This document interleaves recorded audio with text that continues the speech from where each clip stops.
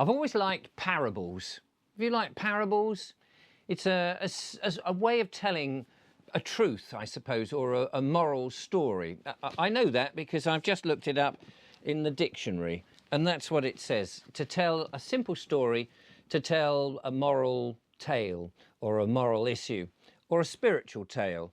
And I think it's going to be wise for me to use a parable in order to talk about the things I want to talk about in today's show, because otherwise it could be quite dangerous. I will leave the dictionary there because I'm going to come back to that because I want to look up something else that we were talking about recently. Now, before I get going, I just want to say that the lovely people at the White Rose very kindly sent me this. It's a new book called The Green Cheat. Scientists and everyday people challenge the climate change narrative. Now, I haven't read it because it only came yesterday, but it looks fantastic. It's a lovely book with interesting stories. 35 essays, it says, about how people have looked behind the curtain of the myth of man-made global warming and the green net zero policies and all of that. So you might be interested in getting a copy. I will read it and let you know what I think in another video in due course. Now, for this monologue or this discussion with you, the lovely viewer, I've made some notes. As I say, I want to invoke a parable, and I'm going to evoke the lovely people of Biggleswick, which you may or may not have heard of. Now, the people in Biggleswick, I just want to talk about those for a minute, because the people of Biggleswick, which, as you know, is an allegory town. It's a made-up town. It doesn't really exist, but it exists in my mind. And the people of Biggleswick had problems. They had problems with their government, the people of Biggleswick did. I just want to make that absolutely clear. This is no bearing whatsoever to anything that's happening in the world unless you manage to see the truth behind the parable. Anyway, the people of Biggleswick had issues with their government. Their government were acting extremely tyrannical. They'd recently been rather nasty, let's say, to farmers, taking away inheritance money so that farmers could not hand over their farms properly to their sons and daughters when they passed on.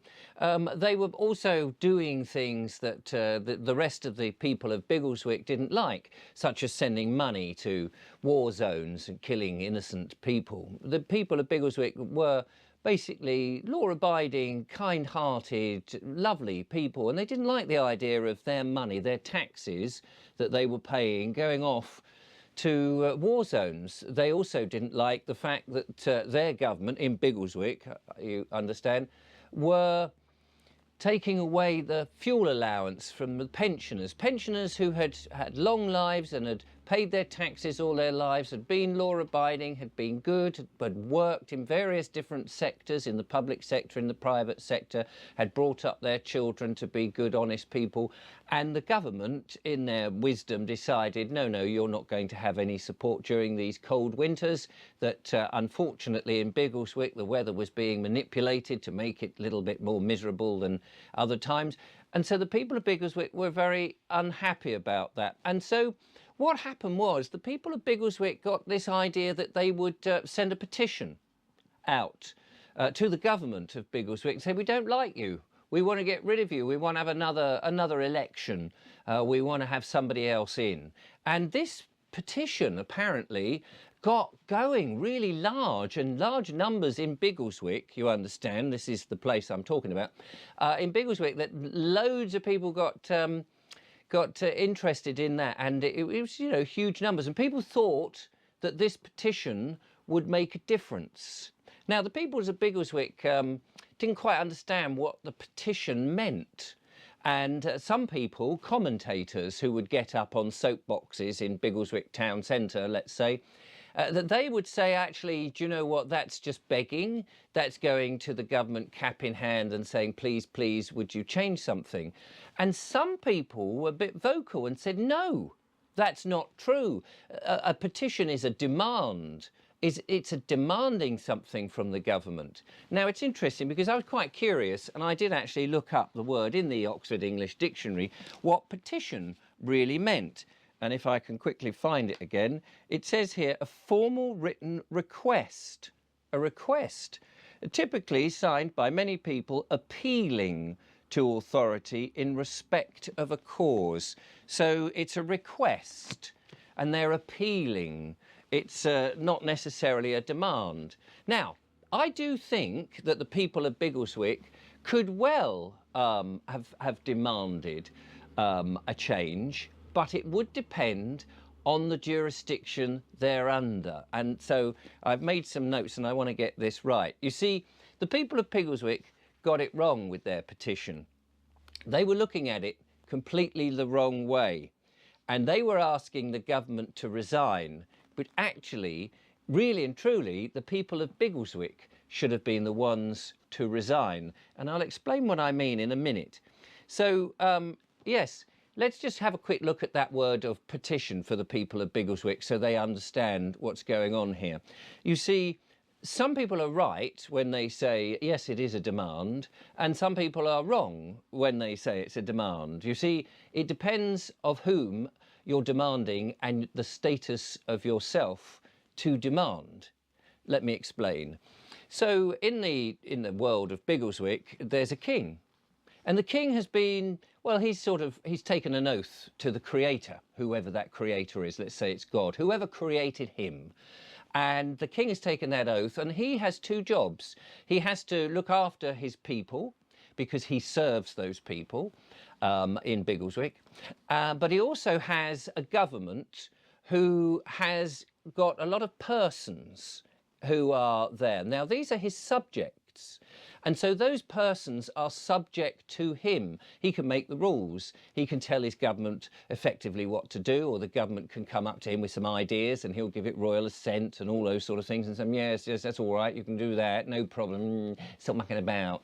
And so he gets all that sorted. But they're two different types of individual. So you've got those subjects of the king who are subjected to his wishes.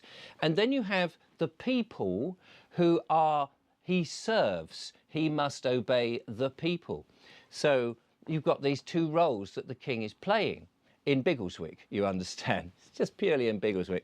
So the people are able to demand of the king certain things en masse. They can say, no, no, we don't like this. In fact, your government's a load of waste of time. We want to get another government here in Biggleswick. And so the king would then have to acquiesce because that's what the people demand. However, the subjects, those people who are subjected to the king and his parliament, can make a petition, but that petition is an appeal. It's a request. Excuse me, we are under you and we would like you, with our hats begging in our way, to change your tune. Now, of course, the government and the king can look down on those people, those persons, and say, well, you're subject to our wishes, so no, thank you. We're going to do what we want to do because that's why we suggested it in the first place. And this is all at Biggleswick, you understand, no relation to real life. So this is what's going on. So the people who were petitioning, thinking they were people, thinking they were individual and had rights and free, didn't realise that at some point in their history they acquiesced to be the subjects of the king and the parliament. And this is how it worked. You see, when they were born, they came out of their mother's bits and they were a little baby, mommy, like this. And some official came in and said, we'd like to make a record of that. And so the people who'd had the baby said, yeah, that's fine. And actually they were told if you didn't make a record, you would be fined. Oh, right, okay, we'll make a record of it. So they informed these people in the registry office, the Biggleswick registry office, I'll just make that absolutely clear, and said, no, your baby, what's the name? Okay, and your surname, yes, we've got that already, thanks very much. So they attached the first name to the surname and created an entity. And they started to sort of give this little baby, as he grew up, things in, well, like a passport, a driving licence, a bank account, and potentially a gravestone, all in capital letters. Their names were all in capital letters. It was a clue, you see, to say, this is an entity, a dead entity that we have created, and you're going to think it's you. And throughout your life, you're going to say, yes, I am that name in all capital letters. and when your bank account comes, when your utility bills come, when all these documents come that are official, they'll all be in capital letters, and that you will think it's you. Of course, it's not you, because it's just a dead entity, a creation as piece of paper in an office. But you'll think it's you, and that's a way that you will obey what the government. You will now be a subject of the Crown, because that bit of paper is Crown Corporation documentation. It's not yours. You've registered a name, they've taken that name, they've allocated it to that real person. The real person thinks that's them. Now, as that person grows up, that person is encouraged to take part in the world events. And there's in Biggleswick, you can change the how you think the place should be run in Biggleswick, because you could vote. So you have to sign up to vote.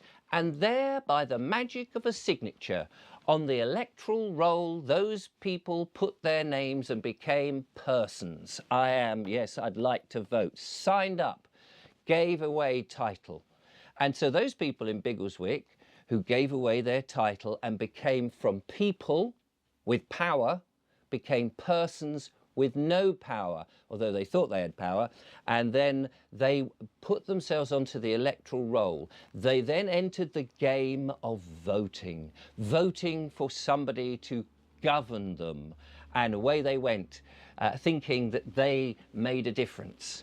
And when the wrong man or woman got in, the person they hadn't voted for, they got a little bit upset. Oh, blimey. But they had to accept the game, because the game they agreed to play was simply that. You are a player in this game, and may the best man win. And whether it's the wrong man or the right man, it doesn't really matter, because in Biggleswick, no matter who you vote for, the government get in. And all those secret players who are behind the government actually making the things work, not the faces that you see standing up there in the House of Biggleswick Commons, not those. They're just the puppets. But anyway, so that's what the people thought. So the people, when they got a bit, you know, narked off, they said, oh, we don't like this bloke. He's been really mean to everybody, the farmers and the pensioners, and to us, and he's sending money to war. We're going to petition.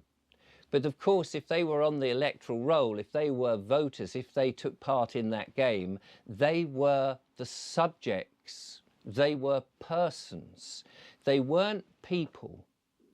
So they had no power. They were going begging, cap in hand in Biggleswick. Now, of course, the answer is very simple.